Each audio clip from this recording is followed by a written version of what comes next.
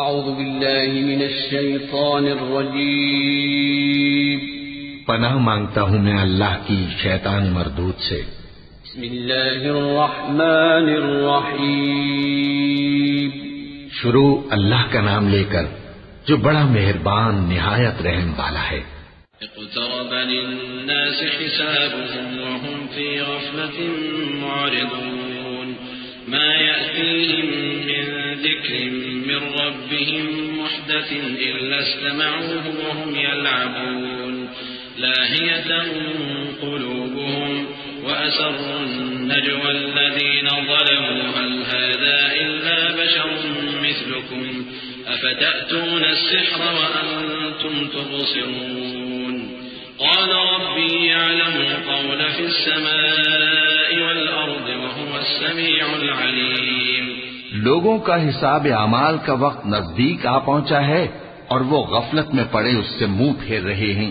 ان کے پاس کوئی نئی نصیحت ان کے پروردگار کی طرف سے نہیں آتی مگر وہ اسے کھیلتے ہوئے سنتے ہیں۔ ان کے دل غفلت میں پڑے ہوئے ہیں اور ظالم لوگ آپس میں چپکے باتیں کرتے ہیں کہ یہ شخص کچھ بھی نہیں مگر تمہارے جیسا آدمی ہے، تو تم آنکھوں دیکھے جادو کی لپیٹ میں کیوں آتے ہو؟ پیغمبر صلی اللہ علیہ وآلہ وسلم نے کہا کہ جو بات آسمان اور زمین میں کہی جاتی ہے میرا پروردگار اسے جانتا ہے اور وہ سننے والا ہے، جاننے والا ہے۔ بل قالوا اضغاث احلام بل افتراه بل هو شاعر فليأتنا بآية كما أرسل الأولون ما آمنت قبلهم من قرية أهلكناها أفهم يؤمنون وما أرسلنا قبلك إلا رجالا نوحي إليهم فاسألوا أهل الذكر إن كنتم لا تعلمون وما جعلناهم جسدا لا يأكلون الطعام وما كانوا خالدين۔ بلکہ ظالم کہنے لگے کہ یہ قرآن پریشان باتیں ہیں جو خواب میں دیکھ لی ہیں، نہیں بلکہ اس نے اس کو اپنی طرف سے بنا لیا ہے، نہیں بلکہ یہ ایک شاعر ہے۔ تو جیسے پہلے پیغمبر نشانیاں دے کر بھیجے گئے تھے اسی طرح یہ بھی ہمارے پاس کوئی نشانی لائے۔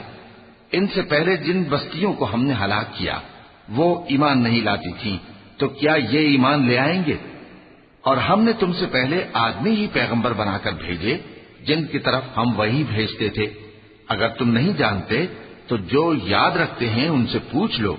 اور ہم نے ان کے ایسے جسم نہیں بنائے تھے کہ کھانا نہ کھائیں اور نہ وہ ہمیشہ رہنے والے تھے۔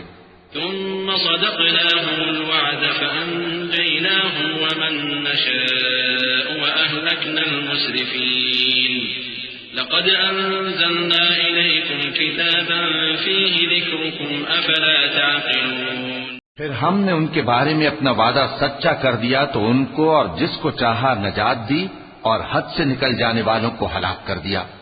ہم نے تمہاری طرف ایسی کتاب نازل کی ہے جس میں تمہارا تذکرہ ہے، کیا تم نہیں سمجھتے؟